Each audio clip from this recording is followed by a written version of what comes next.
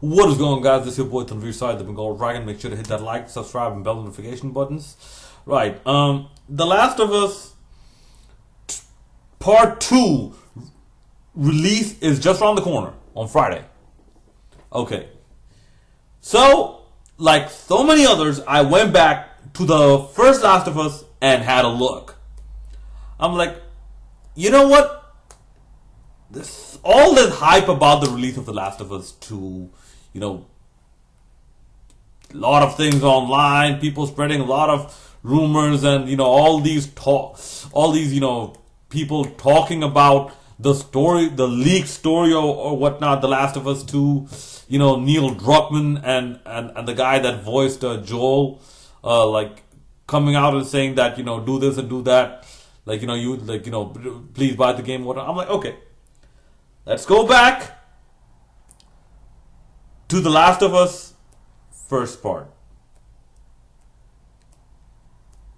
and prepare ourselves for all the people who will be buying The Last of Us Part 2.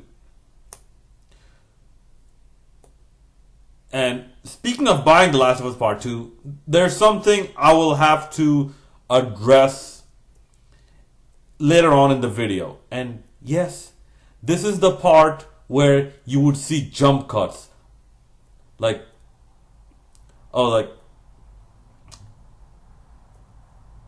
This is concerned with everyone who's going to buy Last of Us Part 2. Speaking of who's going to buy Last of Us Part 2, this is going to come out that, something I'll have to address in the second part of the video. So with all that being said, let's jump in straight to the video. Listen, I don't do that. Okay, I'm sorry for digressing, but that is extremely annoying. That means that you cannot keep focus. That means there's something not that right with how much focus and attention you can actually pay to incoming bits of information. That you either want everything without any type of delay or any type of organic nature, or you just it doesn't register in your mind. Okay, let me give you another analogy. Do one thing. Sit through just 1 hour. Sit through a 1 hour astronomy lecture.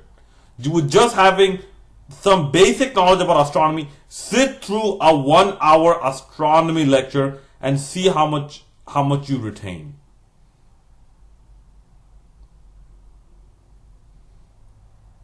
And yes, it's the results, your own results might shock you extremely.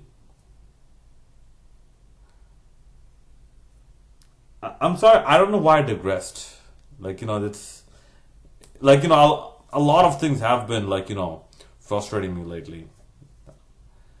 All people who find lectures going, are you the same people who want to pull out your phone 15 minutes through a movie that you paid to see and you like?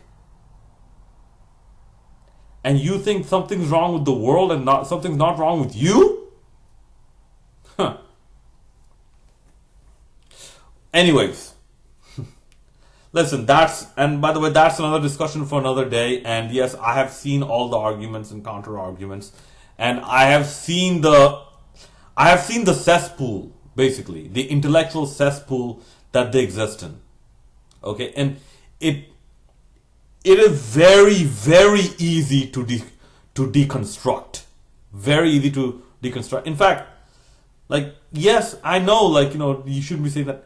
And, someone, I believe, guy from the Quartering said that going against the grain has never been profitable. Well, it's not profitable. Well, it used to be profitable. Find a way to make it profitable again. Anyways, let's talk about The Last of Us Part 2. Okay, so I went back and saw The Last of Us, the first part, the entire story. Okay, all cutscenes, remastered, 60 FPS, all that resolution, 4K and all that. And I came up with 3 conclusions. 1. Joel is an unempathetic, selfish monster. 2. Ellie is way too naive. Way too naive.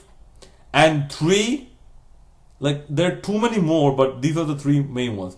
3, the desperation in the story is not buyable. It has very little value. Like if you buy it and if you start using your brain, you get buyer's remorse. Okay. Let me give you a few examples, okay? A few examples. Go to the beginning of the first Last of Us. You have ration cards. Why do you have ration cards? Because in the Jackson stage of the game, you found out that people are farming, albeit in a protected environment, but you have enough people living in the city to actually do some makeshift farming. You know what? People forgot how to farm? Okay. You have edible, like the lush green vegetation. Okay? You have edible plants, edible animals, and yet in the Colorado level, for some reason you're supposed to believe that a group of people turned into cannibals. A group of people turned into cannibals because they refused to move out of the snow for 20 years.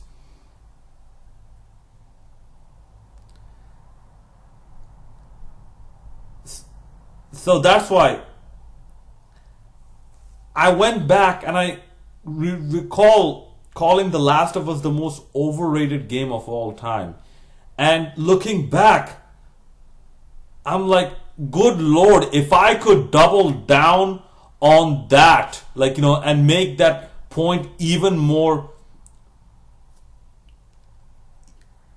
solidified, I would. Because, okay, let's look at the other games. Let's look at some games that came out before The Last of Us. Okay. Metal Gear Solid, better story than The Last of Us. Metal Gear Solid 3, better story than The Last of Us. God of War and God of War 2, better stories than The Last of Us. God of War 3 is a little questionable. I will still say it's a better story than The Last of Us because God of War 3 is a culmination of essentially 4 games. It's the conclusion. You have to play those 4 games to understand this game in its context. Okay. Fallout 3. The Last of Us does not hold a single candle to the plot of Fallout 3 and the overall to the plot of Fallout 3 and the overall sense of desperation and sense of post-apocalyptic environment to Fallout 3. To Fallout 3. The Last of Us does not hold a candle. Listen, how are you going to tell me that in a world where you have plentiful generators, so you have enough fuel for those generators too, yet you can't find air conditioning for some reason.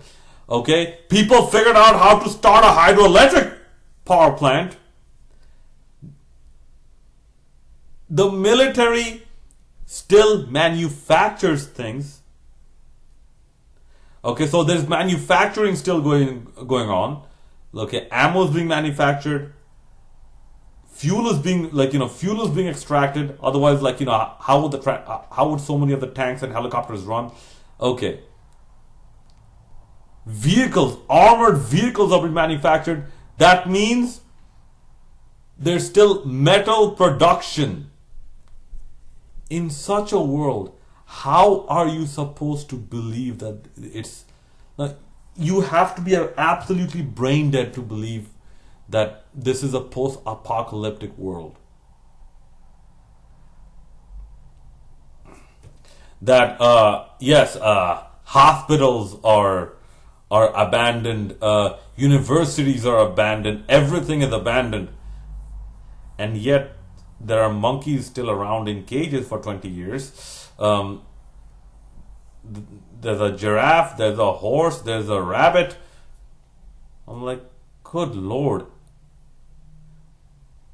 Man, you know what? I don't even think the cordyceps, it comes from quadriceps. I don't even think it affects actual ants. It just affects humans. Okay. So with all this being said,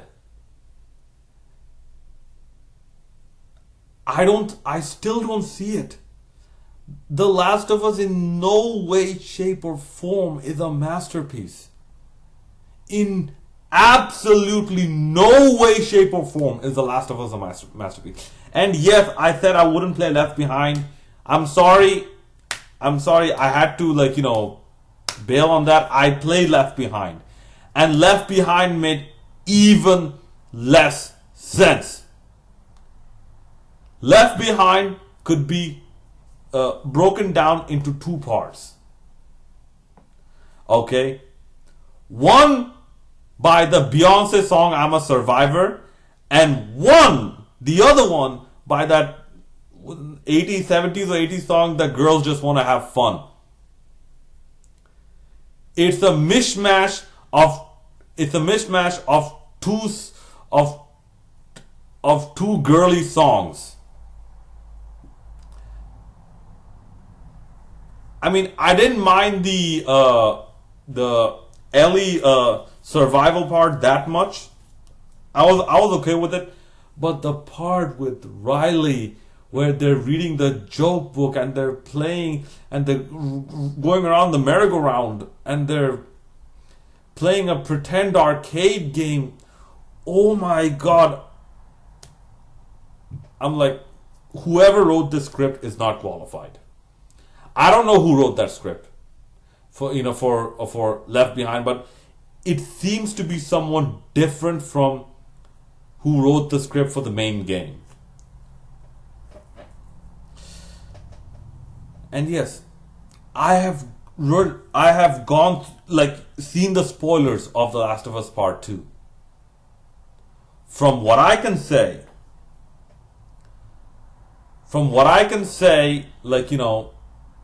because this is out there, The Last of Us 2 is about Ellie. Okay? And here's where I'll do a 180. The Last of Us 2, it had to be about Ellie. It cannot be about Joel because Joel's story has concluded. It has to be about someone other than Joel because at the end of the game, at least this is what I feel, Joel is a very dislikable character.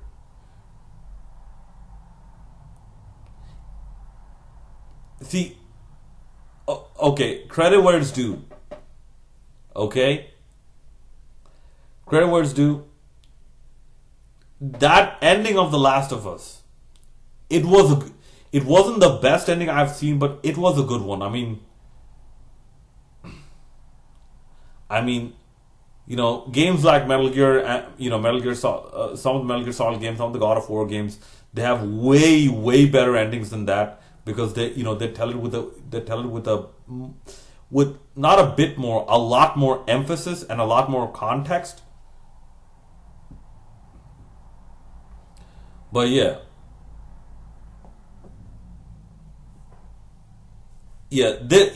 Given this ending of The Last of Us, the first Last of Us, the second one, the most likely protagonist is Ellie. And to be frank, I don't have a problem.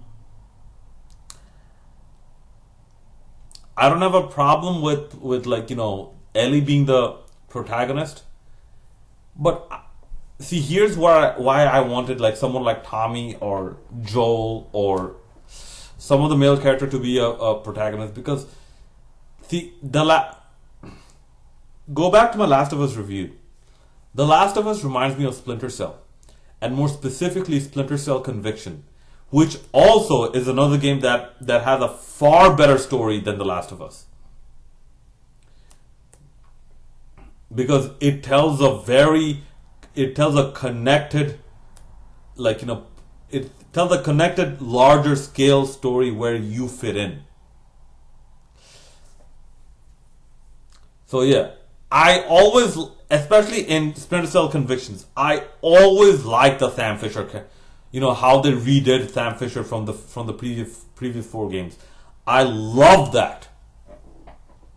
And Joel reminded me a lot of the Splinter Cell Convictions Sam Fisher. So this is why I wanted, like, that type of character to exist in The Last of Us Part 2. I understand if it doesn't, and but then again, like, it's not Naughty Dog's responsibility to actually try and mimic Ubisoft IP character, but then again, that's Ubisoft's own problem. I don't know why they're not making another Splinter Cell. Like, just don't make it like Blacklist. Make it like Convictions. Tell a story. Like, tell a good story instead of a convoluted one.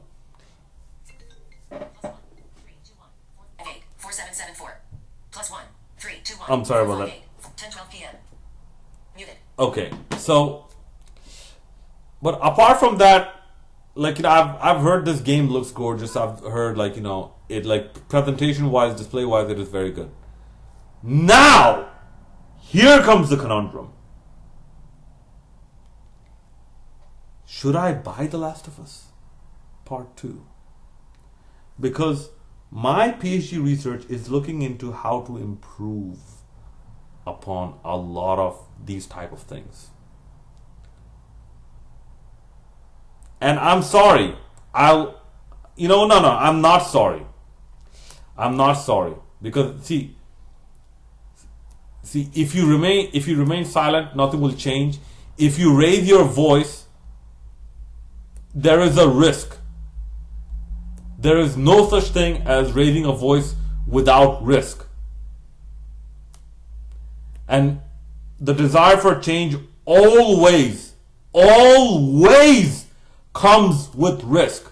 Always. There is zero avoiding it. Anyways.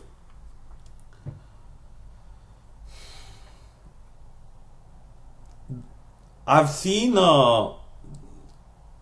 I forget his name, but he's part of caniplaythat.com, and I believe so. He's part of caniplaythat.com, and he was actually called in to design the game or to help with the designing of this game. He is legally blind, and he can see very little as well. I think he can actually see maybe, perhaps, maybe as much as me, or even less than me, or like, slight above, but maybe like relative to my level. Okay. The Last of Us Part 2 apparently has some of the greatest accessibility features. And this is something that all these reviewers, they did not, even the shill reviewers, did not get into detail about. And this is the one, this pissed me off to no end. Really. Why do I have to compromise gameplay for accessibility? Why am I put in this situation? Why can't I get this in Doom Eternal? Why can't I get this in God of War? Where they pretend to put accessibility features, but they barely understand anything about it.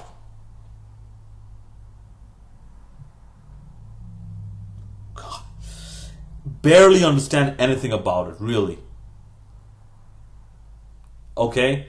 When your accessibility features options are so small on your screen that people who are visually impaired can't even read that it spells accessibility. How the hell do you stand there and say that you have accessibility features in your games? Yes, I'm talking to you, Bethesda and ID Software. Yes, I'm talking to you, Sony Computer Entertainment, who made God of War. I'm talking to the both of you. It had to take a game with supposedly some of the stupidest storytelling to get accessibility right, and it puts me in such a confusing state. I almost swore to myself I would never buy this game until I saw that video that says that this game finally got it.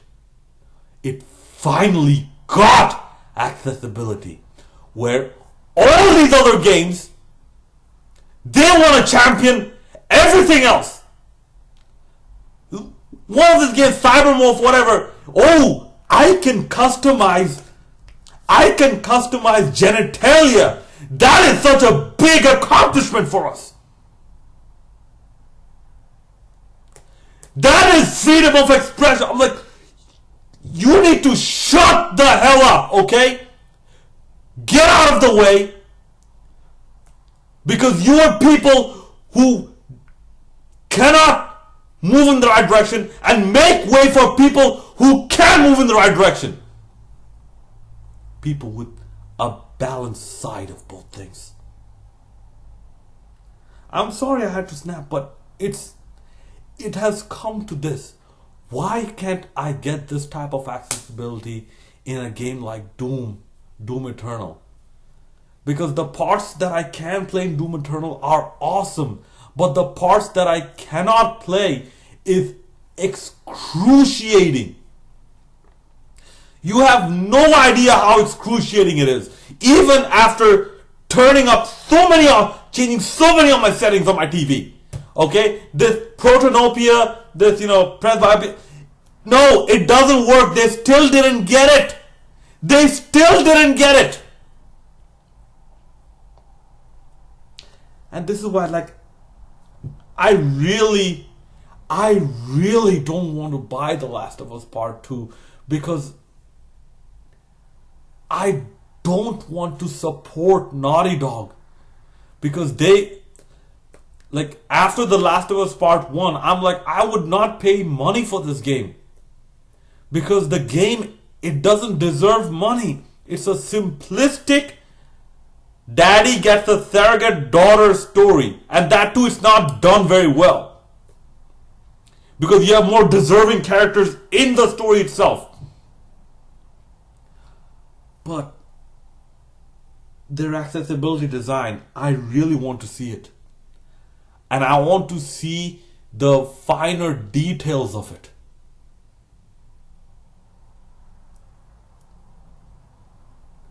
Yes, disabled people, we love playing video games too, just like so many other people. But yes, just one guy in a wheelchair or one guy on crutches does not represent every one of us.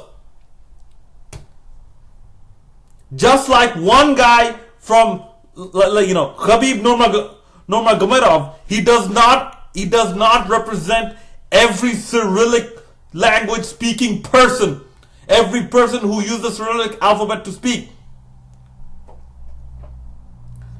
Listen, just like Manny Pacquiao does not represent every Filipino on the planet.